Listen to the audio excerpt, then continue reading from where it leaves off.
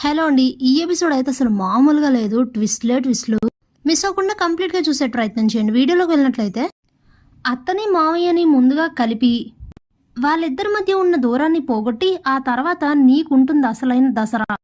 నవరాత్రుల్లో రోజుకో అవతారం ఎత్తినట్టుగా నీకు నరకం చూపిస్తాను చూడు జ్యోత్స్న. ఇంటిని ఎలా అంటే అలా తయారు చేసావు కదా, ఎవరికి ప్రశాంతత లేకుండా చేసావు కదా, ఇప్పుడు చూస్తావు ఈ కార్తీక్ అంటే ఏంటో అని చెప్పి జ్యోత్స్నతో అయితే సవాల్ చేస్తాడు కార్తీక్. ఇక జ్యోత్స్న కూడా తన మనసులో నువ్వు ఎలా వాళ్ళిద్దరిని దగ్గర చేస్తావో నేను చూస్తాను, నిన్ను ఫస్ట్ స్టెప్లోనే గెలవనివ్వను బావా, ఇక ఆ తర్వాత నువ్వు నన్నేం చేయగలవో నేను చూస్తానని చెప్పి అనుకుంటూ ఉంటుంది. ఇంతలో రాత్రి అవుతుంది. దీప వాళ్ళు అక్కడి నుంచి అయితే వాళ్ళ ఇంటికి వెళ్ళిపోతారు. కార్తీక్ దీప కార్తీక్ దగ్గరికి వచ్చి అడుగుతుంది, ఏంటి బావా నువ్వు జ్యోత్స్న ఏం మాట్లాడుకున్నారని అడిగితే జరిగిందంతా కూడా దీపక్ చెప్తాడు. మరి ఎలా బావా, అసలు అమ్మా నాన్నలు ఇద్దరిని ఎలా దగ్గర చేయాలో అర్థం కావట్లేదు, వాళ్ళిద్దరూ అలా దూరంగా ఉంటే అసలు చూడలేకపోతున్నాను, దీని అంతటికీ కారణం జ్యోత్స్నయే అని అంటే అవును మరదలా, అందుకే తనకి గట్టిగా షాక్ ఇచ్చానులే, నేను కలుపుతాను కదా వాళ్ళిద్దరిని ఎలా అని ఆలోచిస్తూ అలా క్యాలెండర్ వైపు చూసేటప్పటికి ఇక తనకైతే మంచి ఐడియా తడుతుంది. నువ్వేం టెన్షన్ పడకు మరదలా, ఎల్లుండితో వాళ్ళిద్దరూ ఒకటైపోయి యథావిధిగా మాట్లాడుకుంటూ ఉంటారు, కావాలంటే చూస్తూ ఉండు అని చెప్పి అక్కడి నుంచి వెళ్ళిపోతాడు. ఏం చేయబోతున్నాడు బావా అని ఆలోచిస్తూ ఉంటుంది దీప. ఇక ఆ తర్వాత రోజు కూడా జ్యోత్స్న అయితే తనకు దొరికిన ప్రతి అవకాశాన్ని వాడుకుంటూ సుమిత్రకి దీపపై ఉన్న కోపాన్ని మరింత పెంచుతూ జాగ్రత్తగా పెంచి పోషిస్తూ ఉంటుంది ఆ కోపాన్ని. ఇక కార్తీక్ శివనారాయణతో మాట్లాడి కావాల్సిన ఏర్పాట్లన్నీ కూడా చేస్తూ ఉంటాడు. మరుసటి రోజు ఉదయాన్నే శివనారాయణ ఇంట్లో అందరూ రెడీ అయి కిందకు వచ్చేసరికి ఇల్లంతా డెకరేట్ చేసి ఉంటుంది. ఎందుకు ఇలా డెకరేట్ చేశారు అని ఆలోచిస్తూ ఉంటారు అందరూ. అప్పుడే దీపా, కార్తీక్, శివనారాయణ ముగ్గురు కూడా వచ్చి దశరథ్, సుమిత్ర ఇద్దరికీ కూడా హ్యాపీ 25th యానివర్సరీ అని అయితే చెప్తారు. అప్పటిదాకా వాళ్ళ పెళ్లి రోజు అన్న విషయం వాళ్ళకు కూడా గుర్తుండదు. జ్యోత్స్న పెట్టిన చిచ్చు వల్ల ఇద్దరి మధ్య దూరం పెరిగింది కాబట్టి అదే ధ్యాసలో ఉంటారు తప్ప అసలు ఈ విషయాన్ని అయితే ఎవరు గుర్తుంచరు. ఈ రోజు వాళ్ళ పెళ్లి రోజు అని మర్చిపోతారు కాబట్టి ఒకరినొకరు చూసుకుంటూ అలా ఉండిపోతారు. ఇక అప్పుడే శివనారాయణ, వెళ్ళండమ్మా ఇద్దరు త్వరగా వెళ్ళి రెడీ అయ్యి రండి, గెస్ట్లు అందరినీ కూడా పిలిచాను, చాలా గ్రాండ్గా సెలబ్రేట్ చేసుకోవాలి అని చెప్తాడు. వద్దు మామయ్య, ఇప్పుడు నాకు అవేం ఇష్టం లేదు అని చెప్తుంది సుమిత్ర. అప్పుడే అదేంటత్త అలా అంటావు, ఎన్ని జరిగినా ఎన్నున్నా అది వేరే విషయం, కానీ ఈ రోజున సెలబ్రేట్ చేసుకోపోతే అలా, అసలే మీ పెళ్ళై 25 ఏళ్ళయింది, వెళ్ళండి వెళ్ళండి అని అంటే ఇక సుమిత్ర తన మనసులో అవును మామయ్య గారు గెస్ట్లందరినీ పిలిచానని చెప్పారు, మొన్నే జ్యోత్స్న కారణంగా నేను చేసిన ఒక తప్పుడు పని వలన అందరూ డిస్టర్బ్ అయ్యారు, ఈసారి అయినా మామయ్య గారు అనుకున్నట్టుగా ఉండాలి, ఆయన మళ్ళీ బాధ పెట్టకూడదని అనుకుని వెంటనే వెళ్ళి రెడీ అయ్యి వస్తుంది.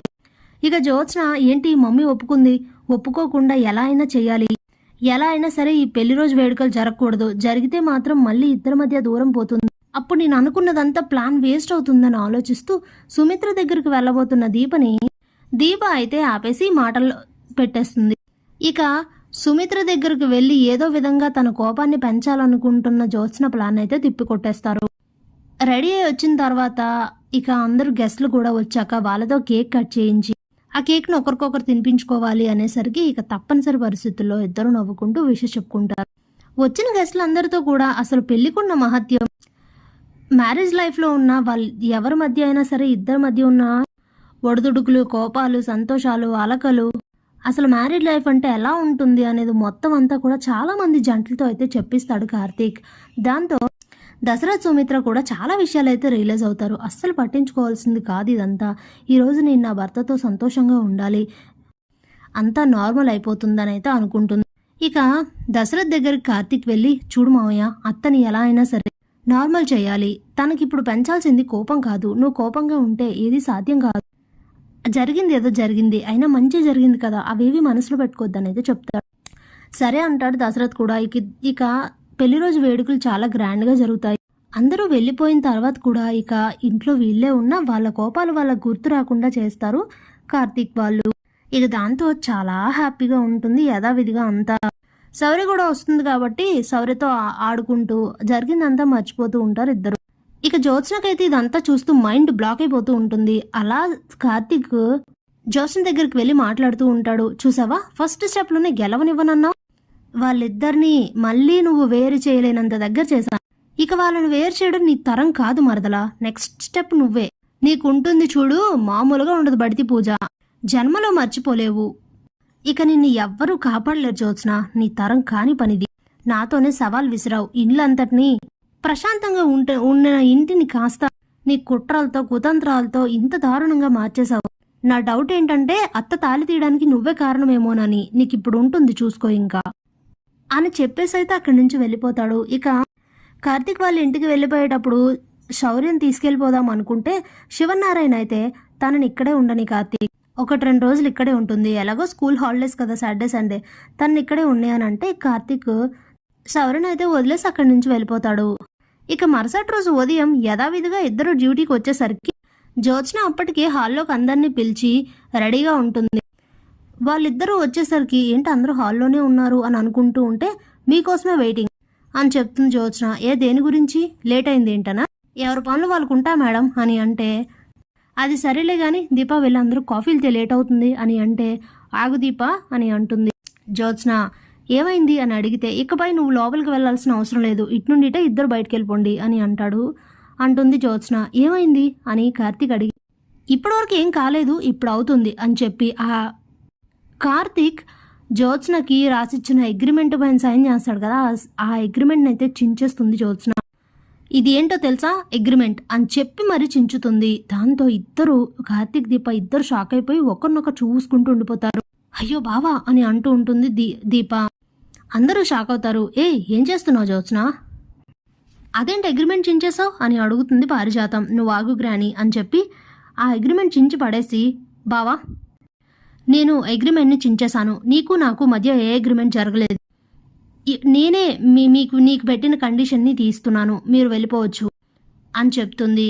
ఎవడు రాయించుకోమన్నాడు, ఎవడు చించమన్నాడు? నువ్వు అగ్రిమెంట్ చించేసినంత మాత్రాన నాలో ఎలాంటి మార్పు ఉండదు, నేను ఒకటి అన్నానంటే అది దాన్ని నిర్వర్తించే వరకు వదలను అని చెప్తాడు కార్తీక్.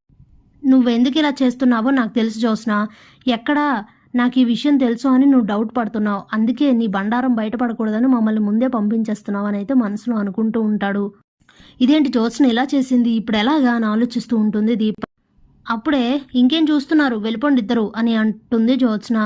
మేమెందుకు వెళ్తాం, మేము ఒకటి అన్నామంటే దాన్ని పూర్తి చేసే వెళ్తాం, మీరున్న పలంగా వెళ్ళిపోమంటే ఎలా కుదురుతుంది అని అంటాడు కార్తీక్.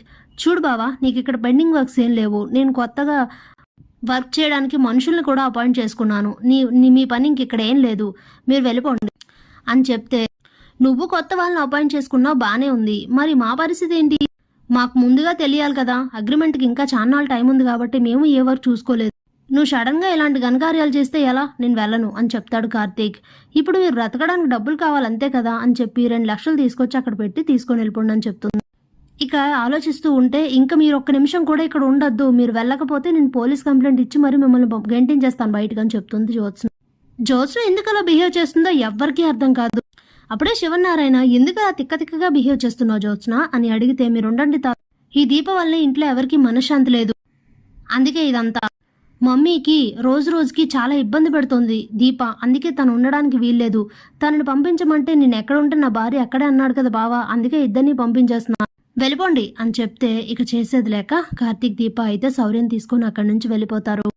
ఇద్దరు కూడా చాలా బాధపడుతూ ఉంటారు. Thanks for watching.